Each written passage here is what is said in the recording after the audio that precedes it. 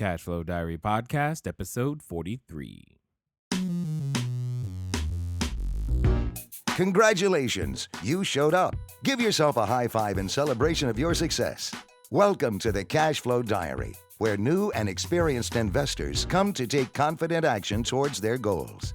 Your host is a family man, a real estate entrepreneur, investor, coach, and instructor.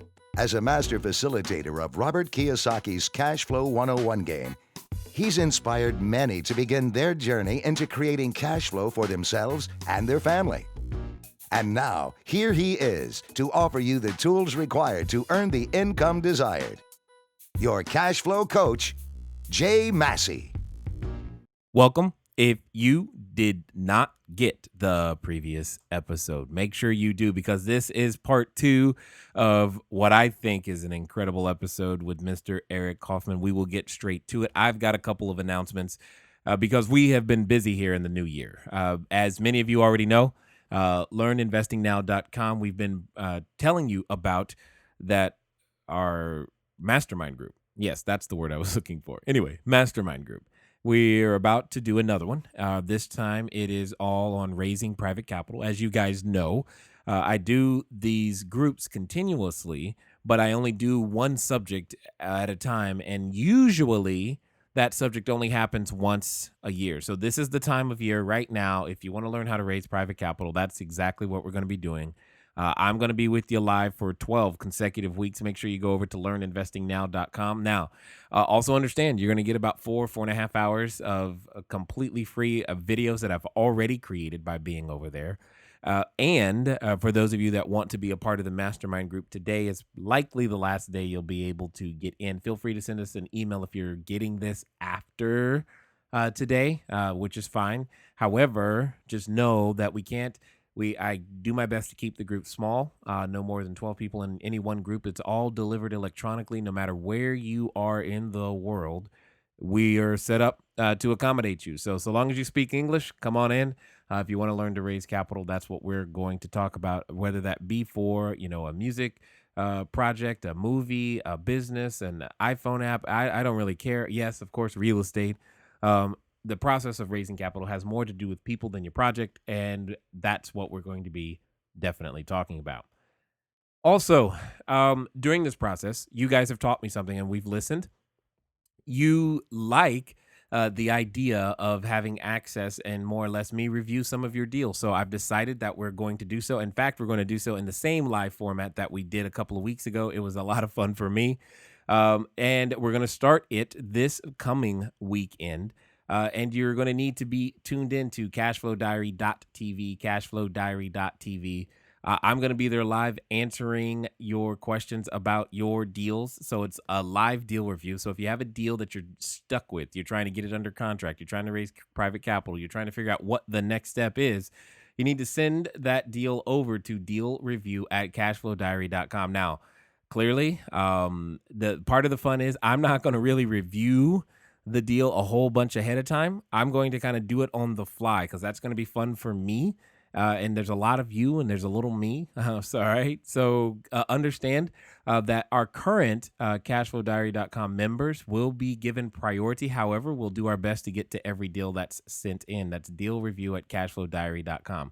Or if you're like, I'd just rather tell you about it, that's fine. Call in on our line at 800-689-1764, 800-689-1764. And again, I'm going to be answering it live, broadcasting live. It'll be awesome, and we'll be able to get that going. Speaking of more broadcasting and more information for you, told you we had a lot going on right now. We're just busy over here at the office. I'm just very, very buzzing, very, very excited. Glad to get things done. I'm almost done with this section, guys.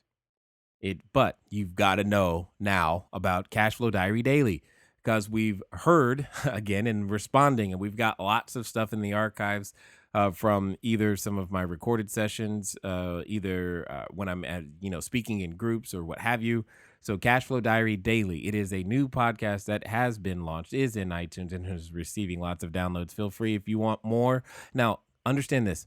It's only 2 to 5 minutes on those episodes, and it's meant to give you one thing that you can implement or utilize that day to keep yourself moving forward. That's it. Nothing more, nothing less. And if this is your first time listening, I apologize. We normally don't have this many announcements before we get to everything, but I just wanted to make sure we got it out there. But I will also say to you listening for the first time, go back to listen to episode number 1 to understand a little bit more about the background of the show, myself, etc., if that's something that absolutely interests you, because I believe it will help you. Now, with that being said, for those of you that have enjoyed the previous episode of the, episode 42, where we were talking with Mr. Eric Kaufmann, make sure, if you didn't get that, make sure you go get it. Okay, because this is part 2. And we're going to pick up right where we left off. I'll come back with our cash flow question so that you have the ability, so that those of you who sent in the answers, thank you. Those of you who sent in answers, you'll know whether or not you did win tonight, or today, I should say. Actually, it doesn't really matter because I keep forgetting. It's the internet. I don't know when you're listening to this. I just know you're listening to it. Okay. And what it comes down to is I'll let you know at that moment. So we'll take a small break in the middle, get the cash flow question, and I promise we'll get right back to the content. So thanks for listening this far. And here is the rest of that interview with Mr. Eric Kaufmann. Now, in your book, you talk about 4 different, I forgot what you called them, 4 different virtues. That's it.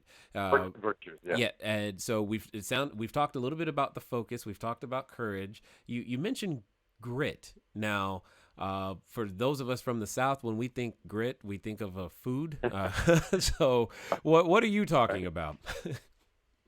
No, not the food. I'm talking about grit, the concept of passion and perseverance towards long-term goals. I see. That's grit. Being gritty, someone who's stick-to-itiveness might be another term for it. Perseverance is another term for it. But in particular, it's being able to be both passionate and persevering towards a long-term goal.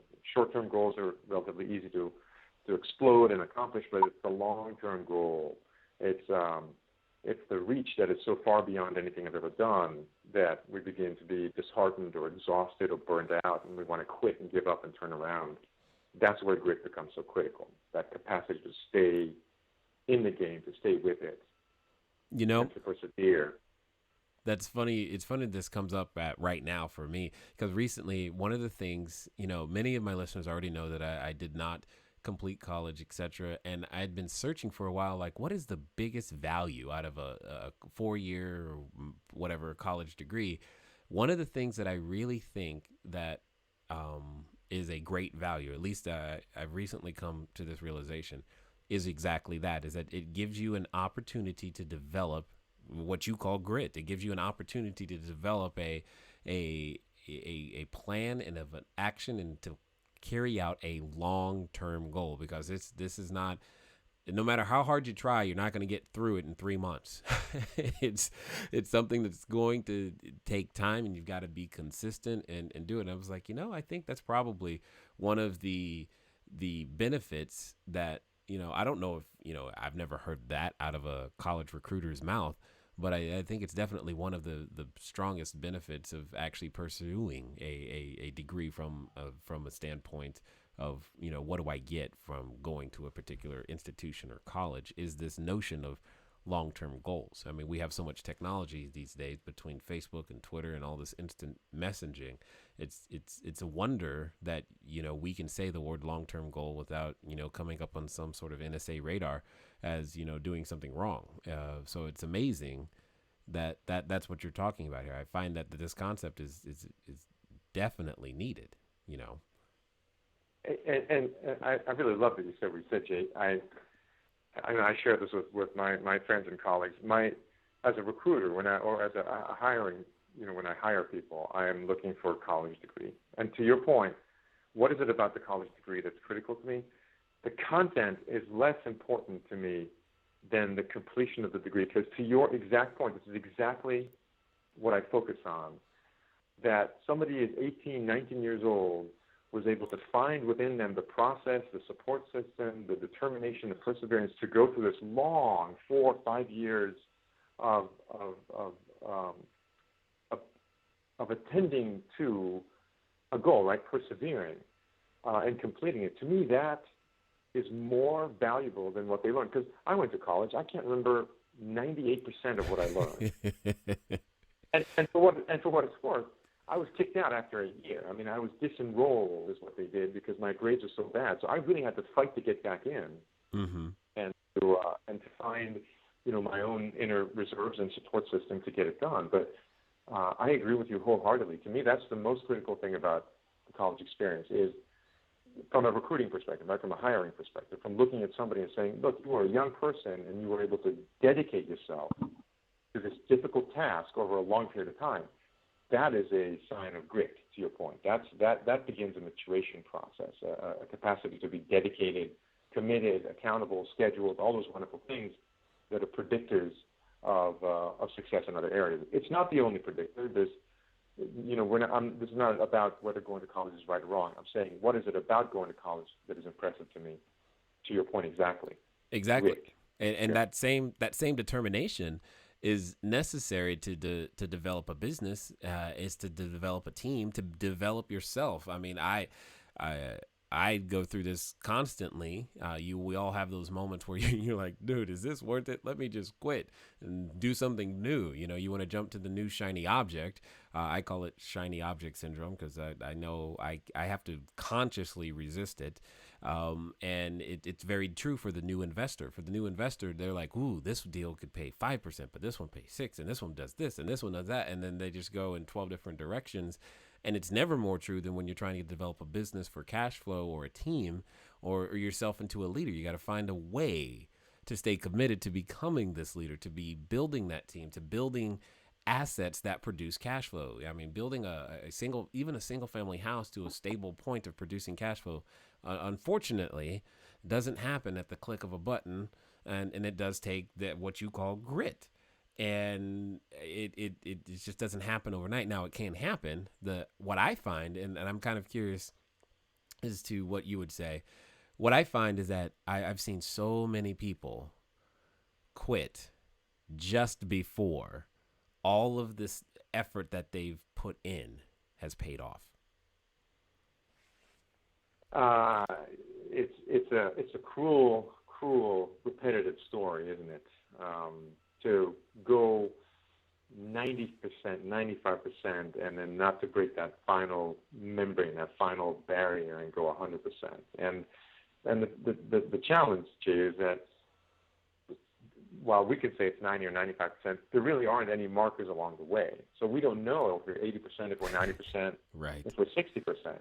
And that's what makes it grit, right? It's not knowing how close I am, and yet being dedicated and committed to the process and not backing off. And those who push through with it, and I don't want to sound absolute, because there's lots of things that people persevere on that are really the wrong thing. So I can have somebody who's very gritty, very persevering, but they're pushing in a path that's clearly the wrong path. Mm-hmm. So should they persevere? Should they persist in that direction? Absolutely not. And that, to some degree, I'm going to jump ahead because that's what that last one is, faith, or this ability to surrender. A part of being very effective is also recognizing and saying, this is done. This project is over. This relationship is over. This goal is done. I haven't accomplished it, but I have to let it go. And I think there's often a kind of an additional weight that we end up carrying when we say, no, I must finish it. I must see it to the end. But if you've gone wiser and you realize that it's just not the right thing, that's not grit to just keep at it because you said you would. That's silly. It would be important that at some point you have to be able to surrender, to let go, to yield. It doesn't work. It's not the right thing. It's not the right relationship. It's not the right investment. I mean, how many times do you talk to people about the tyranny of sunk costs? What is that all about? Right? Oh, no, I've already put so much time into it. I've already put so much money into it. I can keep going. Where the entire universe is saying it's not going to work. Now, sometimes everyone says it's not going to work, and we have to prove them wrong. We push on, and it works. And sometimes when everyone says it's not going to work, it really is not going to work. Right. And so developing that sensitivity is also part of grit. It's also part of the journey. Right? What am I going to yield? Because we tend to think about just more and more and more. But in order to move faster along the path, sometimes we have to shed things. We have to let go of things, whether those are people, whether those are relationship, whether those are project, or very importantly, whether those are ideas or thoughts. Sometimes we have to surrender something, to let it go in order to persevere towards what's really important. Got it. What else would you say would be some additional uh, hindrances or barriers to someone developing grit? Uh, One of the great barriers to developing grit is confusion.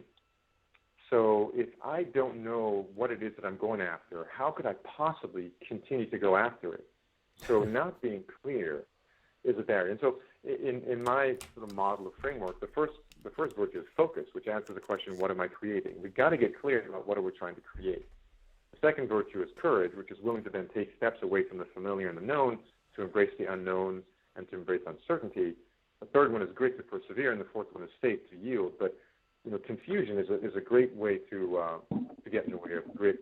The other one that gets in the way of grit is this whole, we talked about it earlier, self-negation. Like, I'm not, you fill in the X. I'm not X enough. I'm not smart enough. I'm not rich enough. I'm not, fast enough. I'm not educated enough. Those are self-limiting, self-negating beliefs, and the more we give those energy, the less likely we are to persevere. And so we have to learn to come to a different relationship with that self-negating conversation. And to some degree, we addressed that earlier. And there's one other one I'll throw out because you brought up this whole, Twitterverse and short attention span universe we kind of live in. The notion of multitasking, every bit of research that's out there is proving that multitasking is a limiting factor. And by multitasking, I mean trying to think or cognitively apply your brain to more than one important thing at a time. We want to be efficient. We want to be good. We want to be, we want to be successful. So we do this, and this, and there's 5 or 6 applications open on the computer. There are 6 emails I'm answering at the same time. I'm talking on the phone while I'm eating lunch. This whole idea of multitasking, while it seems like it's virtuous at some level, it is a true diminishing factor to the ability to be gritty because we can't apply ourselves wholly to any one thing. And so, to your point, wealth is a team sport. Multitasking means that I'm doing things I should not be doing at this point or at all. And so part of what helps you be gritty is also this team. If I commit myself to somebody else, if I work with a partner, if I work with a team, I somehow feel more of a need to follow through sometimes than if it's just all on my own. I don't know if you've had that experience, but even with all my sort of self-discipline and all that effort to be self-directed, I still do way better in a team than I do on my own. Oh, absolutely. In fact, I think it was just in the previous episode, I was giving some tips on how I call it trapping myself to be successful no matter what. Because what ends up happening is that I'll tell people I'll tell a lot of people that I'm going to do something, as evidenced either by maybe this podcast or we recently started a mastermind group. It takes a lot of energy for me to commit to 10, 20, 30, 40, 50 people at a time that I'm going to help them go through a process. And I know that before I say it, but if I never say it, then no one ever knows, and I don't have to worry about trying to push myself or being held accountable to anything. And it doesn't, therefore it never happens. But by simply stating that, I do whatever I can to make that happen. I also like to tell people that one of my intentions is to own 1,000 free and clear units of real estate in the U.S., as well as 1 million square feet of commercial in the U.S. And I tell people that on purpose because what ends up happening is that other people will randomly hold me accountable because this goes out to, thousands of people. At random times, people will say, how's this going and how's that going? And it begins to be this thing where I know at some point, at any random point, someone's going to ask me, how's it going? And I always want to be the person who has progress to report. And because some of the people when I first started, I told them what I wanted to accomplish. And now they ask me today, and they ask, how many units you're at. And we're a little over 350 right now. And they go, wow, that's more than last time. I'm like, uh-huh. And they're like, you were serious about that? Yes, I was. And thank you for helping. And they don't understand the thank you for helping. It's because I know they're going to keep accountability. That accountability I think that accountability becomes more important the less quote unquote necessary it is. And I ran into this, and I'm kind of curious to hear what you would say. I ran into a situation in which we were doing enough business that was more than what we needed to live personally. So there was really no, like, if I don't do something, I won't eat, motivation behind it. So, what about to those individuals? Because I've heard the term maybe a fear of success, or they're comfortable, they don't really have to do something, but they would like to do something. How is it? I feel I now have come to the conviction that was limiting me, but I can't say that I necessarily understand it all. But it sounds like, it's a lack of courage. It's not. Is it a lack of grit? Is it a faith thing? What would you say to that? And with your experience. So you're asking about this phenomenon sometimes referred to as fear of success, or Right. or Yeah, I don't think that's. I don't think. Yeah, I don't know. I don't think fear of success is a. I mean, it's a phenomenon we're familiar with, but I don't believe it to be what it's claimed to be. In other words, it's not the success that we're afraid of. So if you ask somebody, what is it about success that you're afraid of? What will they typically say? They'll say things like, well, too many people are going to want things from me, or it's going to take a whole lot of energy to be able to maintain the empire that I've created, and I won't be able to have any peace. Or nonprofits are going to be knocking on my door all the time for donations. Or I won't really know who my friends are because people will just want my money. Right? Those are the kinds of things that often I've heard from people who talk about fear of success. Right. Those are not the success features that they're afraid of. They're afraid of the other things that they can't control, right? So what they're afraid of is, one of the big ones is fear of success. I'll be so successful, but then I won't be able to maintain it. That's just the fear of failure, my friend. That's not fear of success. That's a very sophisticated mind, story about fear of failure. And so, again, what they're really saying is either I don't want to fail, I don't want to look bad, I don't want to lose my friends, which is one version, or they're saying I'm just comfortable, I don't want to put out the effort. And I think we should never underestimate the seductive power of comfort. Mm. Yeah. Comfort is a seductive little concept, and we strive in many ways to just be comfortable. If you think, I was at a birthday party the other day, and one of the guests there was the grandmother. Grandma, she's 85 years old. And we got into a conversation about, so what's it like to be 85? I mean, I'm decades away. I'm really curious. Right. And the conversation came down to this, whether for her it was about managing her energy. She said it wasn't about health. It wasn't about friends. Yes, it's important to have good friends, and it's absolutely critical to have health, but it's about energy. If I don't have energy, everything else doesn't count. I can have the money, I can have the friends, I can have the social circle, but if I don't have vitality, if I don't have energy, then what is this life about? And I think about that when my clients are CEOs, typically, and executives of organizations, entrepreneurs or business owners or executives, and so much of the conversation is about energy. How much energy do you have? How much energy can you gain? How much energy are you blowing away? How much energy are you wasting? And comfort is that sort of desire to minimize the expenditure of energy. And so there's a huge temptation, a huge seductive force for comfort in our lives. And I think people who are saying they're afraid of success are really either saying they're afraid of failure, or they're saying, I'm not willing to put out the energy. I'm comfortable. And maybe that's fine. Maybe they're happy. Maybe it's just a matter of time until they realize they're not really happy. They're just coasting. And you can't coast for long because you begin to deteriorate. Energy is a funny thing. You have to expend energy to create energy. It's kind of like you have to spend money to make money. And so these truths, unfortunately, are sort of unarguable. You can try to work against it, but you're going to have to come to reality eventually. So fear of success, I'm not buying it. It's either a misguided fear of failure, or it's somebody saying, I just don't have the energy, and I don't know how to manage or create the energy. And that's where the conversation should go then. Okay.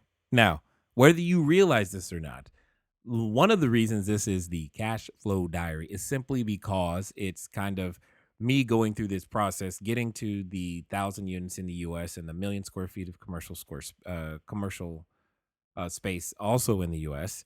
And as I go through this, I experience different things. That last question was all really for me because I was just kind of, I mean, it's the thought that I've had before many times, thoughts that I think. And what's been awesome for me is since having that interview and having my own thoughts reframed, just how much more productive, the entire company has been, how much more productive I've been. In fact, you probably heard that at the beginning of this particular episode, like, wow, they've got a lot going on. Yes, we do. We have a lot going on, and there's going to be a lot more. My ideas just started flowing, and I'm just like, cool, let's just go for it and have some fun.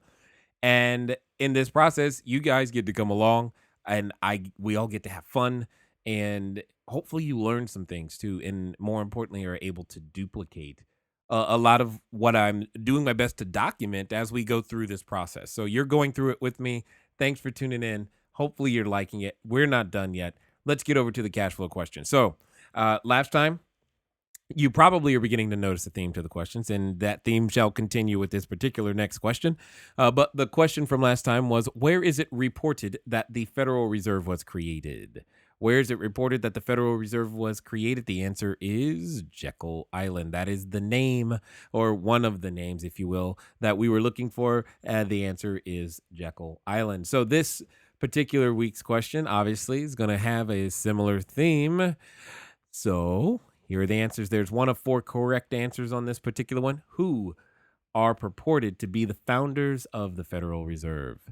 Who are purported to be the founders of the Federal Reserve? Now, if you're wondering, what is this question about and what do I do? Well, those who are sending in answers are attempting to win a signed autographed copy of my upcoming book, Cash Flow Creation System, in which I go through literally a system of how to create cash flow strictly from your ideas. And I document the process of how I've been able to do that. Many of you, if you've listened to episode 1, you know that my wife and I started with very little from a material standpoint. I had a punctured lung, could not walk and talk. My wife had almost died 3 times. We were living and squatting in bank-owned property. There was lots of challenges, we'll say, on top of learning a new skill, having children, et cetera, trying to eat. And now we do have a few hundred units across the U.S. We do lots of services and try to help as many people as we possibly can, of which this podcast is one. And sometimes when I go speaking, people ask me, hey, have you written a book yet? For a long time, I said no, but it's coming soon. Cash Flow Creation System. If you want to win a free copy with my autograph, feel free to go to or answer the question and send in your answer to cashflowquestion@cashflowdiary.com, cashflowquestion@cashflowdiary.com, or you can call in to 800-689-1764. Again, 800-689-1764. That will also be an acceptable way for you to send in your answer. All right, enough of me. Let's get back to the interview. Nice. Love it completely. Now, we have a little bit of time left, and I'm curious because there's a concept or a word in your book. I'm going to do my best to pronounce it, and I just got to understand what it is. And I believe I'm going to say this right. It's psychosclerosis? Is that right? Psychosclerosis, yeah. What is that? Psychosclerosis. So here's what psychosclerosis is. I was on a flight from San Diego to Minneapolis, Twin Cities, and I sat down next to this guy, and we did the dance that sometimes happens when you sit next to somebody in the plane. I said, hey, my name is this, what's your name? What do you do? What do you do? That's kind of how guys do it, right? What do you do? Right. And so I said, well, I'm an executive coach, I'm an author, I work with, I consult to individuals and organizations to help them make better decisions and achieve better results. They're going to have to grow. And he said, oh, my company tried that once. They got me a coach. That didn't really work. I haven't changed in 20 years, and I'm proud of it. And I was thinking, oh, my God, I can't get my headphones out fast enough to stop this conversation. I got to cut off. This guy was suffering from psychosclerosis. He was proud that he hasn't changed in 20 years. That's a disease, my friend. That's not a pride. That's not something to be proud of.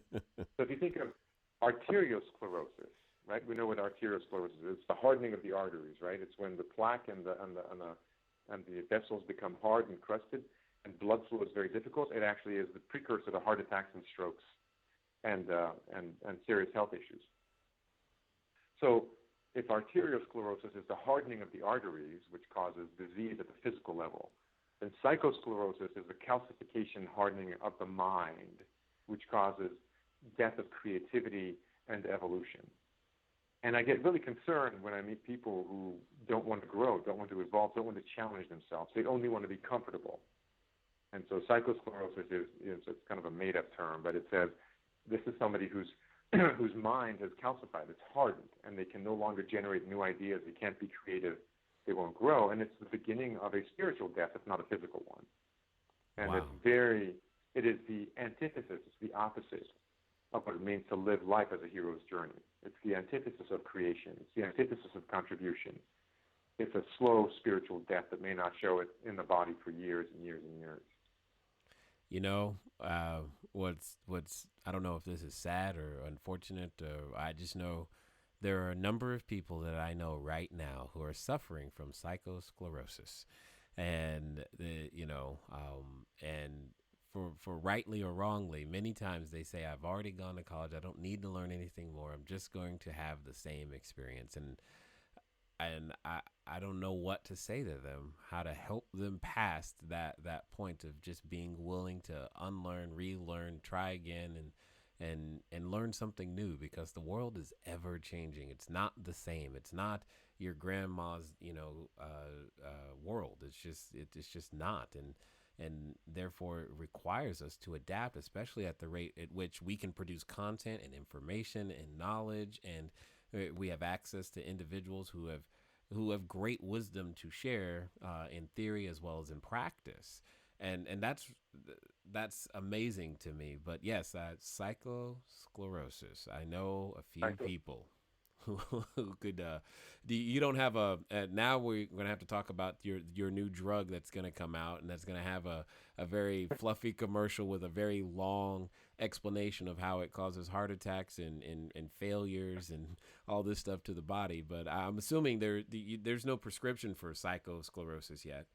Well, it's interesting. It's interesting to hear you say that, because it is in fact failure and heart attack, cancer, divorce, and being fired that usually is what starts breaking up the psychosclerosis. That is true. You are so right.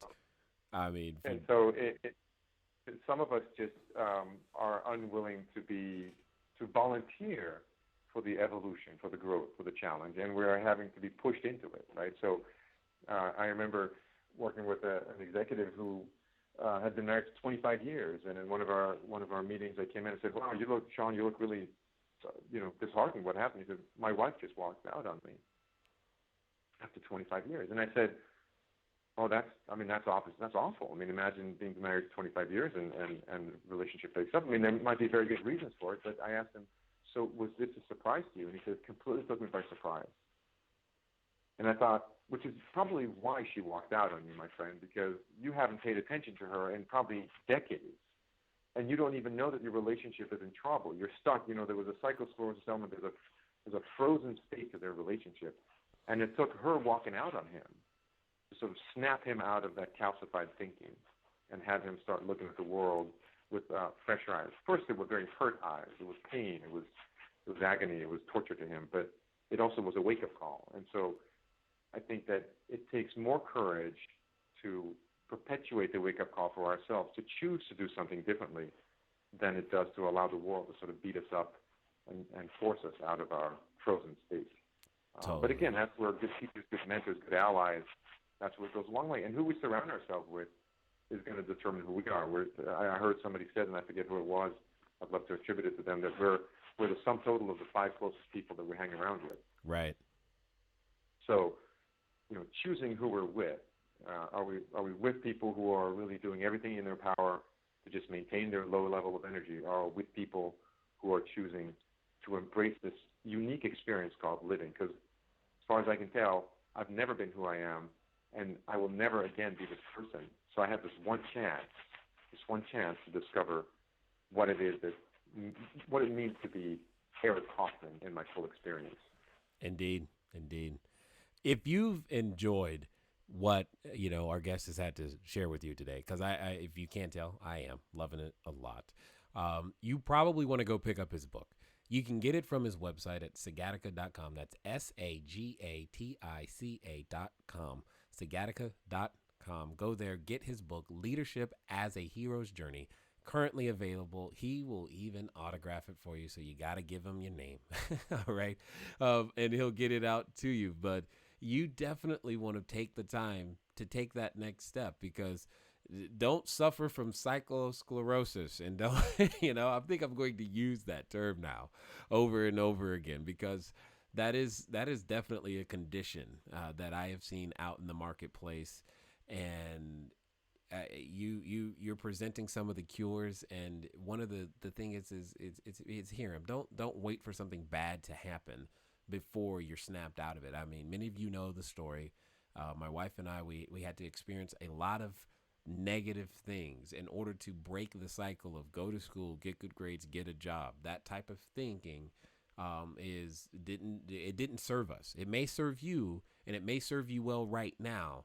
But the question is there a possibility that it may not serve you well in the future? And if so, you probably want to pick up his book. You want to break that cycle and do it willfully.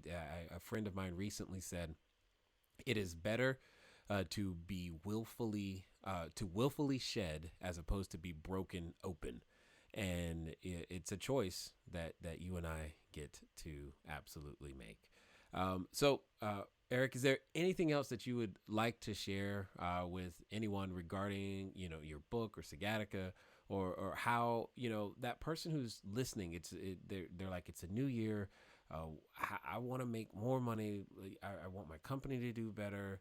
What would you say to that person who's listening right now?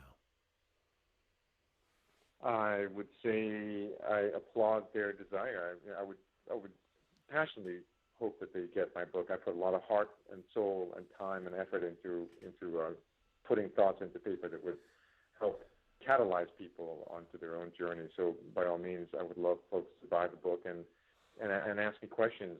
Don't just read it passively. The book is not a breezy read. It requires reflection, and it's very accessible. But I put a lot of effort to challenge people in their thinking. I would absolutely recommend them, if they want to, continue to evolve their financial and their real estate, that they connect with you and the programs that you have. I mean, that's what you're committed to, and that's what you're passionate about and doing. And I think it would be silly for them not to reach out and engage in the support, in the process, in the content, in the experience of working with you and whatever you're putting together to help propel them. And if I could be a resource to their organizations, I work with executives and executive teams, either in facilitation or consulting. I do a tremendous amount of keynote speaking. Any of those ways that I can come out and continue to promote the ideas, and even beyond that, engage with folks in groups or one-on-one to challenge their thinking and help them evolve. That's my passion, much like it is yours. Indeed. And the thing to understand, at the core of all of this, whether it's real estate, whether it's a technology business, whether it's a new franchise that you're doing, you're the leader. And success, as we've talked about earlier, success is a team sport, not just, success. If you're a husband, you're the leader. If you're the mother of kids, you're the leader. It doesn't really matter what type of leader you are. You're likely a leader in some sort of circle. And these thoughts, whether rightly or wrongly, whether you've been conscious about them or not, they're affecting you. Many of us say that we've had 20 years of experience when in actuality, we've had the same experience for 20 consecutive years. And we suffer from a really mild case of psychosclerosis. I'm going to keep using that because that is so awesome to me. And we want to get rid of it. Here's an opportunity to do just that, to actually begin to make this year, this moment, this month, this second different than the last second, so that you can be a new version of you. You will never be the same you again. And that's that. All of these things are very, very key concepts.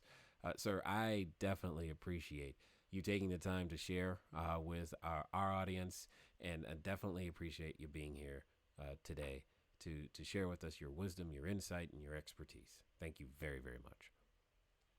Thank you, Jay. I appreciate the time. I appreciate what you're doing, and I appreciate who you're being. So I look forward to more conversations. Okay. I think that was awesome. Hopefully you got a lot out of that. I know that I did. If any of this obviously sparked some additional interest and you are now ready to tackle some things, as you heard me say at the beginning, I'm going to begin taking your deal review questions live. So if you've got questions about deals that you're in the middle of, it doesn't really matter to me. Send them over. If you're trying to raise some capital, send it over. Deal review at cashflowdiary.com. We'll be going live, cashflowdiary.tv. Go over there, get some information if you want it. And as a reminder, Cashflow Diary Daily is now in iTunes. It's daily 2 to 5 minutes, giving you some quick wisdom and information to get in, get out there, go get some stuff done. And don't forget, go to Learn Investing Now. We're currently talking about raising private capital. Mastermind group is starting in the live version.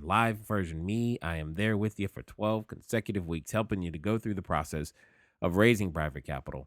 That is starting today. So learninvestingnow.com. Get over there, get signed up so that I can meet you and help you in a very tangible way to gain access to the capital, the currency that you need to unlock the potential of your dreams. Look forward to talking to you guys soon. Until next time.